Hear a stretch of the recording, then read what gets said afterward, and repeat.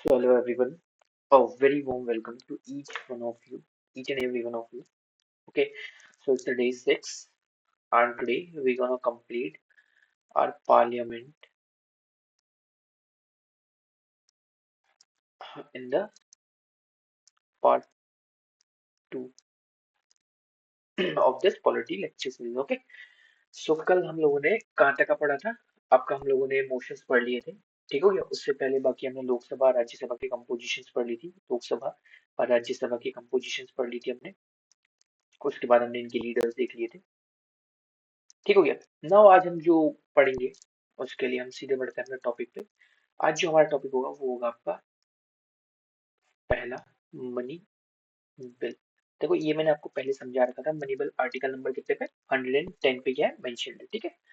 Money bill आपका कहाँ पे मेंशन है? आर्टिकल नंबर 110 पे है, ठीक हो गया। सीधे सीधे बढ़ते हैं आगे। नाउ ये सब कहाँ पे इंट्रोड्यूस होता है? कैन ओनली बी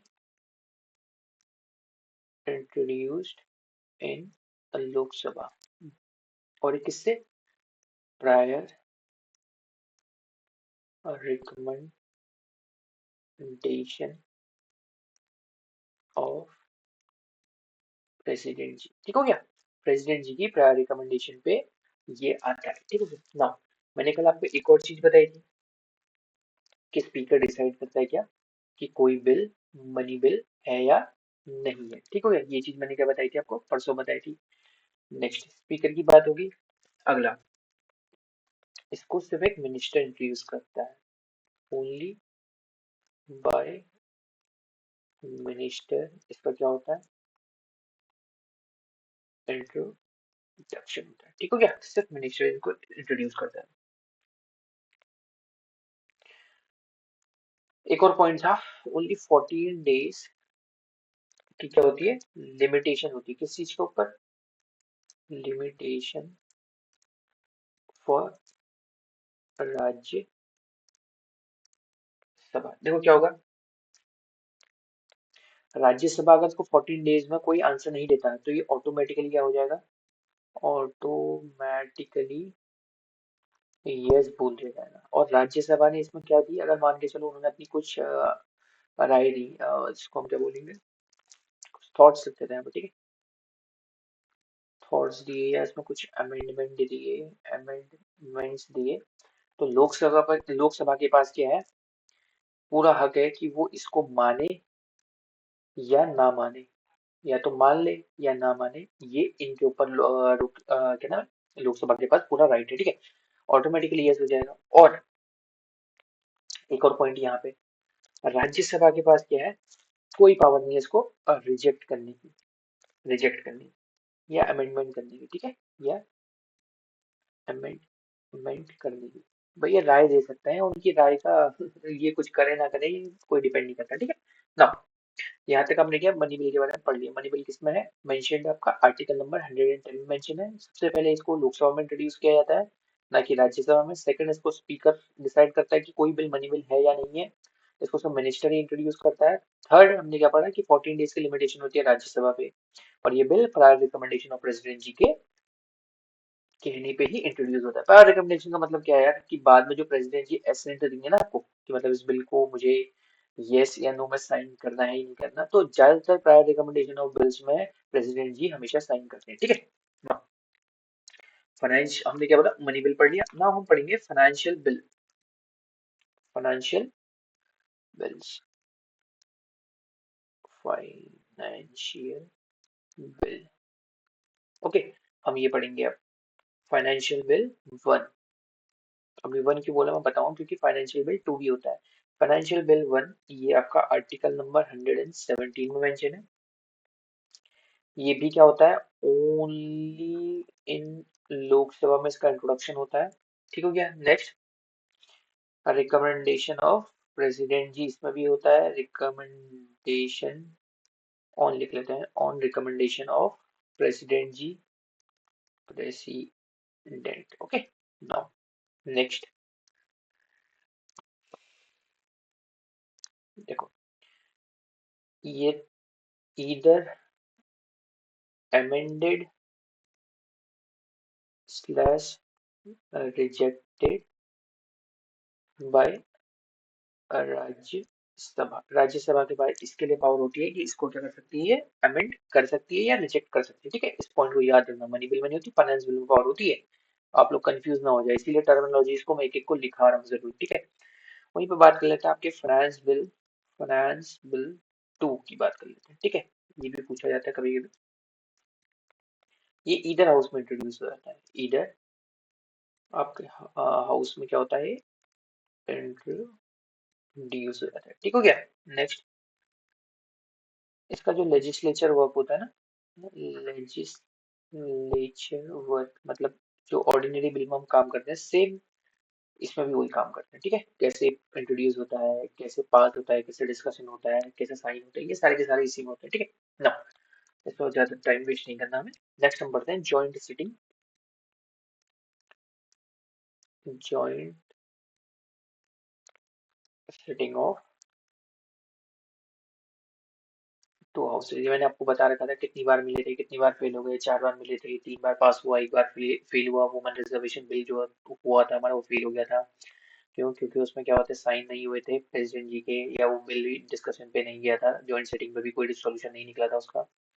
रिसेंटली 2023 या 2024 में वुमेन रिजर्वेशन बिल क्या, वुमेन रिजर्वेशन बिल जो है आपका, क्या वो पास हो रखा है, जो क्या करता है, लोकसभा स्लैश विधानसभा स्लैश दिल्ली में क्या करता है, 1/3 वुमेन के रिजर्वेशन की बात करता है। ठीक है, इलेक्शन ना, हम अपने इसमें आया था जॉइंट सेटिंग पार्ट। ठीक है, ये क्या है,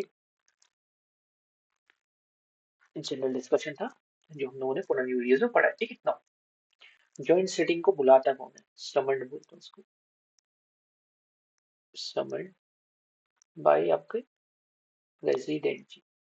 ठीक हो गया। नेक्स्ट, ये किस चीज के लिए एप्लीकेबल होता है, एप्लीकेबल फॉर, देखो, ऑर्डिनरी बिल। ठीक हो गया, एंड आपके फाइनेंशियल बिल। यहाँ पे गार्ड मान लीजिए इस बात को कि ये money bill slash constitutional constitutional amendment bills के लिए क्या होता है, एप्लीकेबल नहीं होता है। ये बात आप लोग याद रख लीजिएगा। ठीक है, जो जो इंपॉर्टेंट है मैं साइड में वैसे ही बता दे रहा हूँ।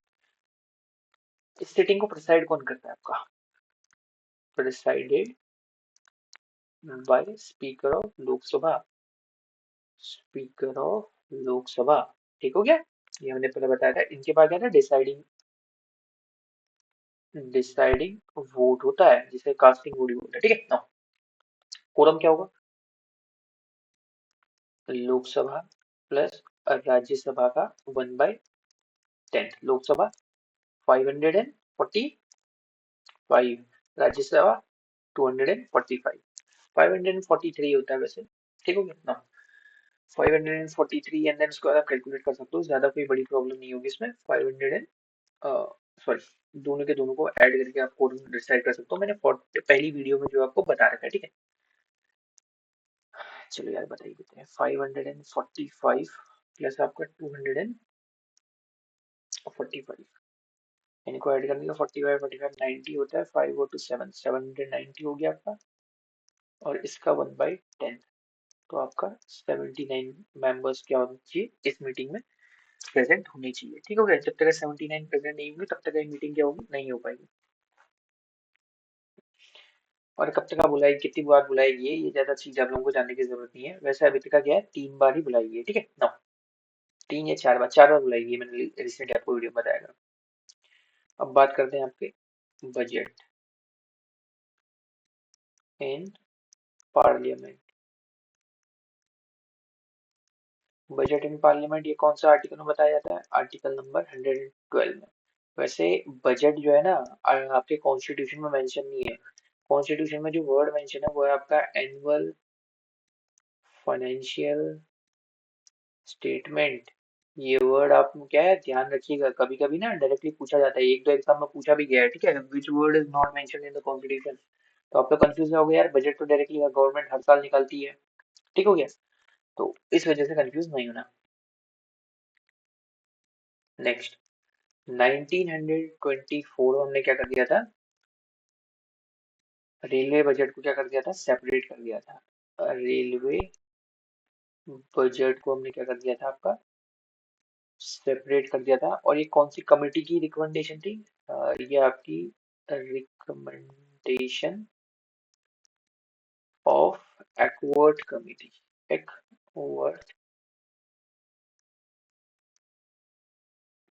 कमेटी ने, ठीक है। 1924 में हमने इसको अलग कर दिया था। बट 217 में हमने रेलवे को क्या कर दिया था, railway as part of union budget. आई बात समझ में। तो हमने 2017 में क्या कर दिया था, वापस से बजट में इसको इक्वल कर दिया था, मतलब एक ही यूनियन बजट में बात कर दी थी।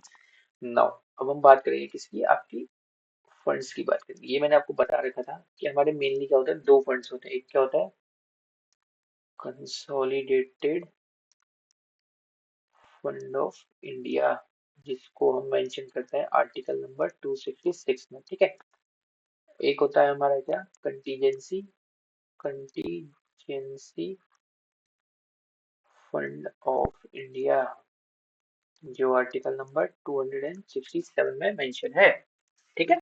नेक्स्ट, अब बताते हैं सबसे पहले कंसोलिडेट फंड क्या है। ये आपका एक इम्पोर्टेंट फंड है, ठीक हो गया। नाउ इस पे जितनी भी इनकम स्लैश एक्सपेंडिचर है किसका, गवर्नमेंट ऑफ इंडिया का, गवर्नमेंट ऑफ इंडिया का, वो यहीं से निकलता है, ठीक है।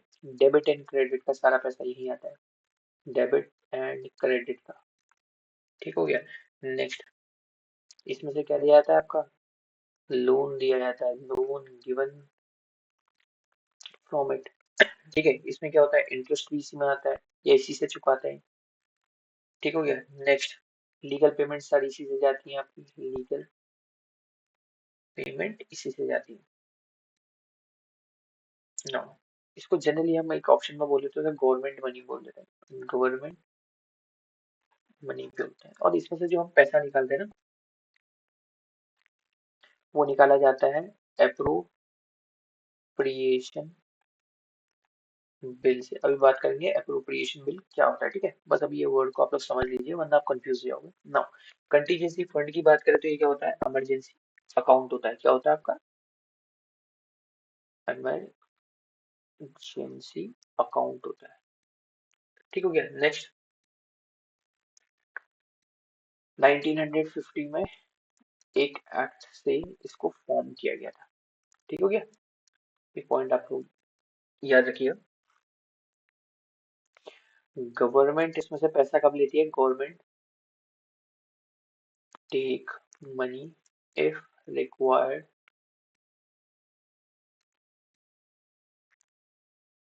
बाय प्रेसिडेंट, मतलब प्रेसिडेंट जी के कहने पे ही यहाँ से पैसा निकाला जा सकता है, ठीक है। ये प्रेसिडेंट जी का अंडर पे होता है, अंडर प्रेसिडेंट ऑफ इंडिया, ठीक है। जो पैसा निकाला जाता है थ्रू एग्जीक्यूशन फंक्शंस के थ्रू निकाला जाता है, इतना आपको गहराई में जाने की जरूरत नहीं है। नाउ देखो, एक मैंने बोला आपको कंसोलिडेटेड फंड ऑफ इंडिया, एक मैंने बोला contingency fund of India. Now एक और फंड होता है जिसको आप लोगों को याद कर लेना है, वो क्या होता है, पब्लिक अकाउंट ऑफ इंडिया, जिसको हम आर्टिकल नंबर 266 में ही पढ़ते हैं, ठीक है। जनरली इसको लोग मिस कर देते हैं। ये गवर्नमेंट का पैसा नहीं होता है, सबसे पहली बात आप लोगों को याद कर लेना है, नो गवर्नमेंट मनी, इसमें गवर्नमेंट का पैसा नहीं है। इसमें पीएफ स्लैश जुडिशरी का डिपॉजिट आता है, जुडिशरी का क्या आता है, डिपॉजिट होता है, ठीक हो गया। इसमें आपका रेमिटेंस का मनी आता है, रेमिटेंस, जो हम बाहर से पैसा भेजते हैं या हमारे जान पहचान वाले भेजते हैं वो, ठीक हो गया। इसमें सिर्फ जो आपकी गवर्नमेंट होती है ना, वो कस्टोडियन होती है इस पैसे की, सिर्फ कस्टोडियन, ठीक हो गया। नेक्स्ट, बैंक की गारंटी या स्लैश बैंक डिपॉजिट क्या आते हैं? Saving bank deposit, saving bank deposit इसी में आता है जनरली। अगर इसको एक आपने सिंपल लेमन भाषा में समझना है तो ये ऐसा पैसा होता है जो कुछ टाइम के लिए स्टे करता है, जो आपके हाथ में नहीं होता, वो सारा पैसा यहाँ पे आता है, ठीक है। नेक्स्ट, आगे बढ़ते हैं। अभी जिस मैंने आपको क्या बताया था, एक एप्रोप्रिएशन बिल बताया था, जिसमें से क्या होता है, कंसोलिडेटेड फंड ऑफ इंडिया से आर्टिकल नंबर 266 हम पैसा निकालते हैं, ठीक है।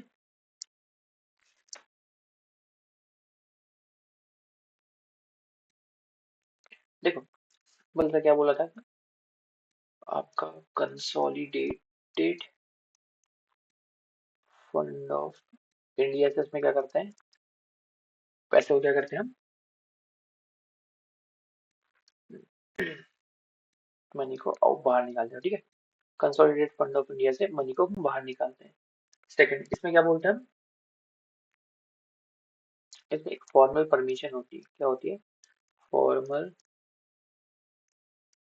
परमिशन होती है, किसकी, फ्रॉम पार्लियामेंट फॉर ग्रांट, ठीक है।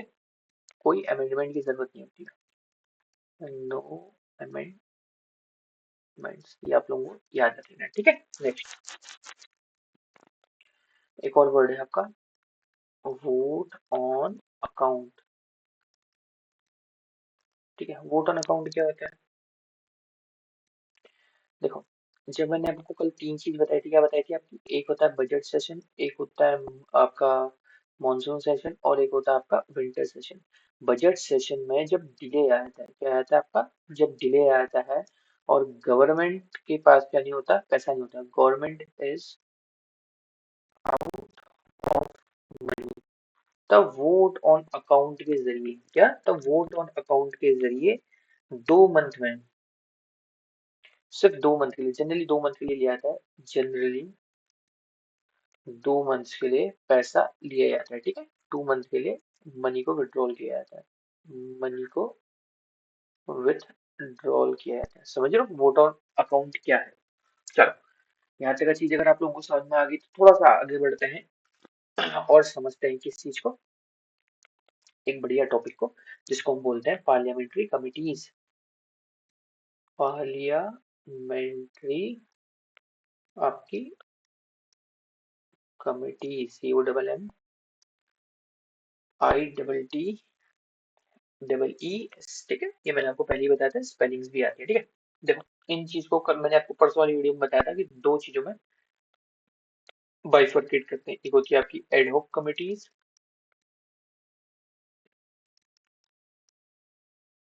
और एक मैंने आपको क्या बताई थी, स्टैंडिंग कमिटीज।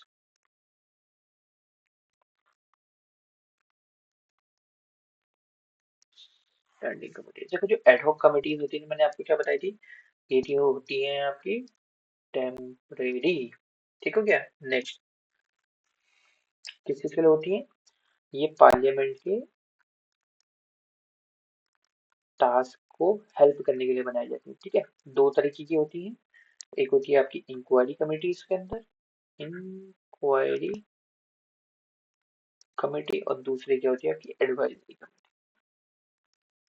Advisory committee. देखो, इनकी वर्डिंग में जाने का मतलब नहीं है कि इनका काम क्या होता है, बस आप इतना समझ लो एडहॉक कमिटीज क्या होती है। अगर आपको ये भी पता है ना तो आपको काम बन जाएगा पेपर में। बस मैं इसलिए बता रहा हूँ ताकि आप लोगों को बाद में फोमो महसूस ना हो, फियर ऑफ मिसिंग आउट, कि यार सबको पता है मेरे को नहीं पता, मैंने कहीं मिस तो नहीं कर दिया, या मुझे कुछ नया पढ़ना है, ठीक है। सिर्फ इसीलिए मैं इसको बता रहा हूँ, अदरवाइज कोई बड़ी बात नहीं, ठीक है। स्टैंडिंग कमेटी मैंने आपको बताया था कितनी होती है आपकी, परमानेंट होती है। टोटल कितनी थी आपकी, ये मुझे अब बताओगे, ठीक है। अगर आपने लास्ट वीडियो पढ़ी है तो आप लोगों को ये चीज पता होनी चाहिए।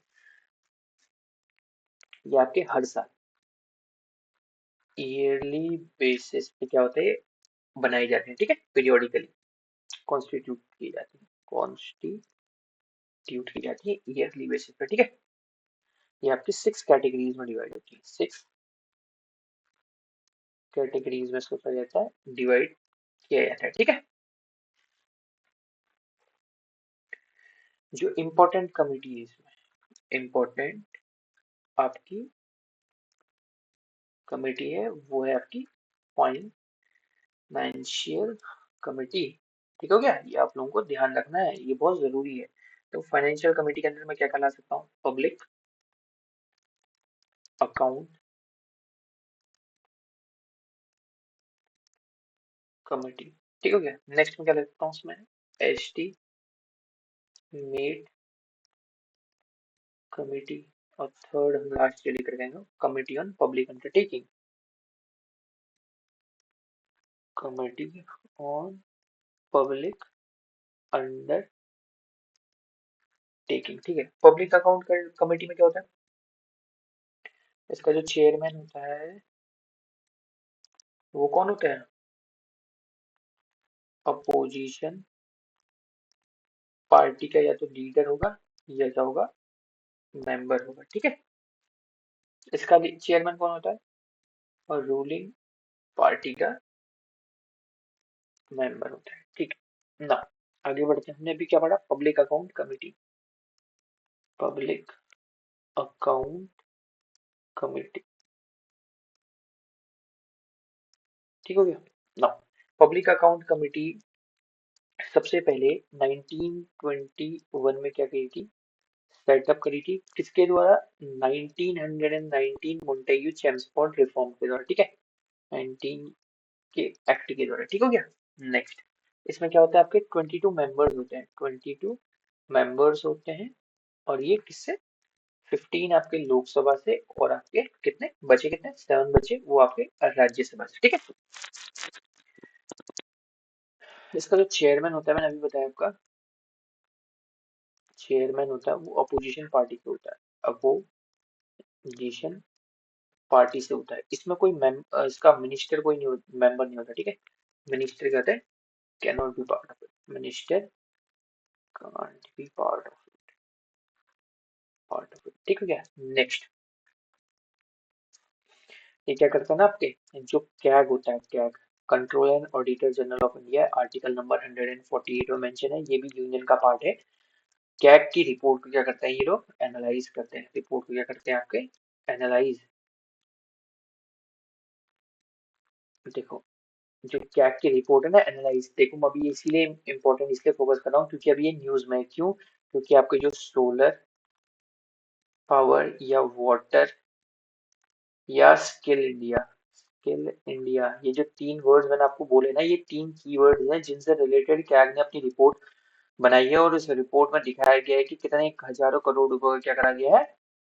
मिस यूज किया गया है। ठीक है। हाँ, ये चीज आप लोग देखना। और इम्पोर्टेंट बात, जो इसकी रिकमेंडेशन होती है ना, रिकमेंडेशन, वो क्या होती है? Only advisory. मतलब ये रिकमेंडेशन कुछ भी दे वो इतनी ज्यादा इंपॉर्टेंट नहीं होती, सिर्फ एडवाइजरी होती है। मानना है तो मानो, नहीं मानना तो मत मानो। नेक्स्ट, हम बात करेंगे अपनी अगली कमेटी की, जो है आपकी एस्टीमेट कमेटी। किसकी बात करेंगे हम? एस्टीमेट कमेटी की। ठीक है। ये भी आपकी कब?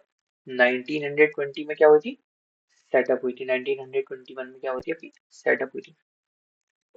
और पहली बार 1950 में हुई थी। कब? After independence. After independence. ठीक हो गया ना। Bye John Mathai. John Mathai कौन थे? फेमस इकोनॉमिस्ट थे। ठीक है। ये आप लोग मुझे बताओगे इनके बारे में अच्छे से। इंपॉर्टेंट, एस्टीमेट कमेटी में 30 मेंबर्स होते हैं। और ये कहाँ से होते हैं? From Lok Sabha. No Rajya Sabha member in it. तो क्वेश्चन कभी भी आ जाता है, name the committee in which there is no Rajya Sabha member is associated या एफिलिएटेड विद। ठीक है ना। इसका ऑफिस का टर्म कितना होता है? ऑफिस का टर्म कितना होता है? 1 ईयर। इसका एक और नाम है कॉन्टिन्यूस, कॉन्टिन्यूस आपका इकोनॉमी कमेटी। ठीक है ना। इसके जो चेयरमैन होते हैं वो कौन होते हैं?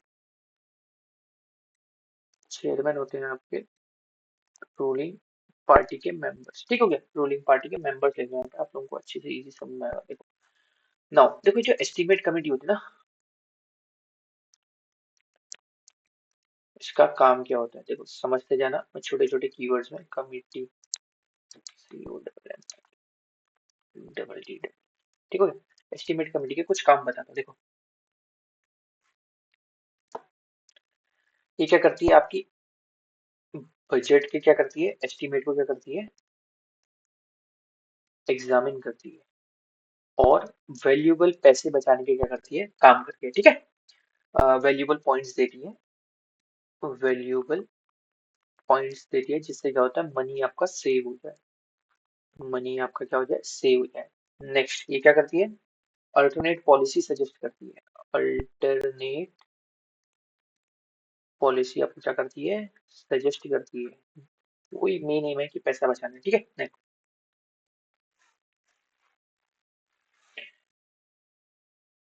ये बजट का ना कुछ ही टुकड़ा क्या करती है, एग्जामिन करती है, examine, examine only a part. देखो मैं छोटे छोटे पार्ट्स में लिख रहा हूँ ताकि आप लोगों को समझ में आए। बजट का कुछ ही पार्ट क्या करती है, एग्जामिन करती है। उसके बाद इसका कोई नॉमिनल पावर नहीं है, ठीक है, नो नॉमिनल पावर, ठीक है। बिना इनकी रिकमेंड, देखो बिना इनकी क्या, रिकमेंडेशन प्लस रिपोर्ट क्या होता है, आपका बजट क्या हो जाता है, पास हो जाता है। बजट क्या होता है, पास हो जाता है विदाउट। इसके आगे विदाउट लिख लो, आप लोग भूल भी जाओगे जो मैं बोल रहा हूँ, क्या पता आप नहीं लिख पा रहे हो, तो विदाउट लिखना, ठीक है। विदाउट रिकमेंडेशन या रिपोर्ट बजट क्या कर देते हैं, पास कर देते हैं, ठीक है। ये सिर्फ एडवाइजरी नेचर होता है, एडवाइजरी नेचर होता है, ठीक है।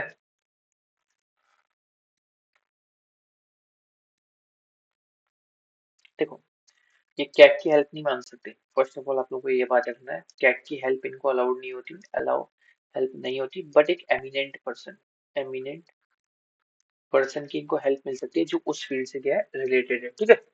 नेक्स्ट हमारी जो अगली वो है कि कमिटी ऑन पब्लिक अंडरटेकिंग। ये आपकी 1964 में बनी थी, किसकी वजह से, कृष्णा मेनन कमेटी की वजह से, किसकी वजह से, कृष्णा मेनन कमेटी की वजह से, ठीक है। नेक्स्ट इसमें टोटल मेंबर्स कितना होता है, 22 मेंबर्स होते हैं, वही 15 लोकसभा से एंड 7 आपके राज्यसभा से। इसमें क्या क्या करता है आपका, ऑडिट करता है, कैट कंडक्ट ऑडिट, ठीक हो गया ना। इसका जो चेयरमैन होता है, सबसे बड़ी बात, चेयरमैन इसको नॉमिनेट कौन करता है, नॉमिनेट कौन करता है, आपका लोकसभा का स्पीकर। सबसे बड़ी बात ये क्या है, गवर्नमेंट पॉलिसी में क्या कर सकते हैं, इंटरफेयर नहीं कर सकते, इंटरफेयर नहीं कर सकते, ठीक हो गया ना। अगला डिपार्टमेंट, डिपार्टमेंटल स्टैंडिंग कमिटीज, यानी कि जो परमानेंट कमिटीज है, ठीक है। मैंने परमानेंट कमिटीज आपको बताया नहीं, बताया ये परमानेंट होती है, ठीक है। इनके बारे में बात कर रहा हूँ। ये बनती कैसे हैं, ये बनती हैं आपकी on the recommendation of the rules committee of Lok Sabha, rules या फंक्शन करती है इनके अकॉर्डिंग, ठीक है, कमिटी ऑफ लोकसभा। टोटल कितनी है, टोटल मैंने आपको बताया था 24 थी, अगर आपने पुरानी वीडियो देखी है।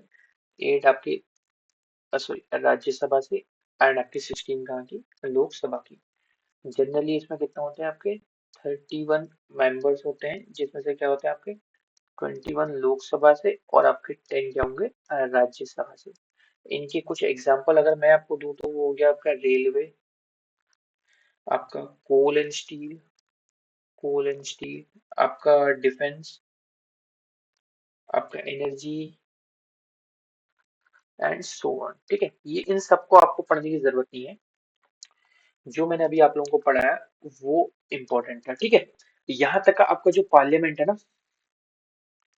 जो भी हमने पढ़ा, आपका पार्लियामेंट चैप्टर जो है ना वो कंप्लीट हो चुका है मेरी तरफ से, बिल्कुल कंप्लीट। आप लोगों को कोई भी और रिसोर्स लेने की जरूरत नहीं है। अब बस ये दो वीडियोस देख लोगे, 2 या 3 वीडियोस जो भी हैं इनको देख लोगे, तो आपको आगे पढ़ने की कोई जरूरत नहीं है। और आई बेट यू और गारंटी यू कि यहाँ पर से एग्जैक्टली क्वेश्चंस जो है आपके एज इट इज आएंगे। There would be certainly any point left, मतलब कोई भी एक ऐसा पॉइंट मैंने नहीं छोड़ा होगा जिसमें से क्वेश्चन मतलब पूछा जाए और मैंने आप लोगों को नहीं बताया, ठीक है। ये पॉइंट्स जो मैंने आप लोगों को भी पढ़ा है ना, बाद में हम कभी जब क्वेश्चंस डिस्कस करेंगे जब पेपर नजदीक आएंगे, थोड़ा सा मॉक लगाने की कोशिश करेंगे, तब आप लोगों को पता चलेगा हाँ यार कि this chapter has a huge weightage in exam, जहाँ पे आपको ये टर्मिनोलॉजी, किस चीज पे, terminology, substitute motion, substantive motion, उसके बाद क्लोजर मोशन, गुलेटिंग क्लोजर क्या होता है, कंगेरू क्लोजर क्या होता है, आपकी स्टैंडिंग कमिटीज कितनी होती हैं, एस्टिमेट कमिटीज के मेंबर कहाँ से आते हैं, ठीक है, पब्लिक अकाउंट कमिटीज का काम क्या होता है, या कैग क्या होता है, या आपका प्रेसिडेंट क्या होता है, ये सारी चीजें जो यूनियन के पार्ट है ना, इन सब चीजों को पूछा जाता है, ठीक है। तो प्लीज इन चीजों का रिवाइज करिए, और कल से एज यूजुअल जैसे मैंने आप लोगों को बोला था कि मैं एक सेकंड चैप्टर लेके सेकंड सब्जेक्ट लेके चलूंगा, ठीक है, क्योंकि पेपर अब क्या है, सारे के सारे सामने है आप लोगों के, और आप लोगों ने शेड्यूल देख भी लिया होगा। सीडीएस का मेरे ख्याल से एग्जाम का नोटिफिकेशन आ भी गया है, बहुत सारे एग्जाम्स जो है नोटिफिकेशन आ गए हैं, उत्तराखंड में भी बहुत सारे एग्जाम्स निकल चुके हैं जिनकी नोटिफिकेशन जारी होने वाले हैं या हो गए हैं, जैसे पुलिस का हो गया है, दिया है, अनऑफिशियल है। आरओ की बात चल रही है, बहुत सारे एग्जाम्स हैं, ठीक है। जैसे अभी एक सीबीएसई का एग्जाम आने वाला है, किसका आने वाला है, सीबीएसई का एग्जाम आने वाला है। या आप रेलवे के एग्जाम की बात करो, या आप सीजीएल के मेंस की बात करो, या सीएचएसएल, एमटीएस, आप किसी की भी बात करो, कोई भी एग्जाम अगर आप लेके चलोगे, या तो इनका मेंस या इनका प्री अभी आप लोगों के सामने आने वाला है, ठीक है। तो प्लीज इन वीडियोस के साथ बने रहिए, और अपने ड्रीम के एक स्टेप फॉरवर्ड आप लोग बढ़िए प्लीज, इन वीडियोस लेक्चर के थ्रू। या जो मैंने सेकंड सब्जेक्ट आपको बताया ना, ये कल देखते हैं, या तो मैं स्टार्ट करूंगा आपका ज्योग्राफी, या मैं स्टार्ट करूंगा आपका हिस्ट्री। अब देखते हैं किस चीज को बढ़ाता हूँ, या फिर मेनली सब्स्टिट्यूट मैं इसमें डाल सकता हूँ, कभी किसी में कभी किसी में। ज्योग्राफी जो हम मेनली पढ़ेंगे वो मैप से पढ़ेंगे, आप लोगों को मैप बनाने की आदत होनी चाहिए। सेकंड ऑफ ऑल आपके पास वर्ल्ड स्लैश इंडिया का मैप होने चाहिए, ताकि आप उसमें रफ वर्क गेस कर दोगे, जैसे फॉर एग्जांपल आप national park, bird sanctuary, wild life sanctuary, biosphere reserves, wetland sites, या आपके longitude and latitude, important cities, उसके बाद रिवर्स, माउंटेन रेंज, पीक्स, आपके रिवर्स होगी, उनके ट्रिब्यूटरीज, लेक्स, रूट, बहुत सारी चीजें होती है। मैं देखो कितनी चीजें मार्क करूँ, आइलैंड होते हैं, ठीक है, उसके स्ट्रेट्स होती हैं, बहुत सारी चीजें हैं जिनको हमको मार्क करके पढ़ना पड़ेगा, ठीक है। वो चीजें आप लोगों को जब तब तक याद नहीं होंगी जब तक आप खुद प्रैक्टिस ना करो। देखो मैं आपके सामने वीडियो में क्या होगा, इंडिया का मैप बनाऊंगा, देखो मैंने ये कोस्टल एरिया का मैप बना दिया, मैं कह दूंगा यार यहाँ पे गुजरात का इलाका है, ये आपका तमिलनाडु वाला इलाका आता है, ये उड़ीसा वाला आता है, ये बिहार वाला आता है, और यहाँ पे कोंकण कोस्ट, कोरोमंडल कोस्ट, आपका क्या नाम है, जेएनपीटी आइलैंड हो गया आपका, जेएनपीटी सॉरी पोर्ट है आपका, कांडला पोर्ट हो गया, ये चीजें, मुंबई पोर्ट हो गया, या मुंबई हाई हो गया, या यहाँ पे लक्षद्वीप, यहाँ पे क्या है आपका अंडमान एंड निकोबार, यहाँ पे 8 degree 9 degree 7 degree 8 degree 9 degree channel जो है वो कहाँ पे, लक्षद्वीप, मिनिकॉय, ये सारी की सारी चीजें पढ़नी है। या जापान की बात करते हैं, होकाइडो, होन्शू, शियोक्यू, क्यूशू, ये क्या है, ये सब चीजें हम क्या है ज्योग्राफी में पढ़ेंगे। और हिस्ट्री की बात करें तो हिस्ट्री पे जो हम लेके चलेंगे वो क्या है आपके सब्जेक्ट्स हैं, जैसे कि क्या सब्जेक्ट से इंपॉर्टेंट टॉपिक्स हैं। देखो हिस्ट्री को हम जनरली 3 हिस्सों में पढ़ेंगे, वो मैं आपको जब पढ़ाना स्टार्ट करूंगा तब पढ़ेंगे, ठीक है। आज के लिए इतना ही पढ़ते हैं, आज के लिए then देखो मैंने एक छोटी सी वीडियो इसलिए की है ताकि आप लोगों को ज्यादा बर्डन ना पड़े, आप लोग रिवाइज करते रहें। Thank you for joining in this channel, Freedom Focus, and we'll meet you in the next lecture. Thank you so much.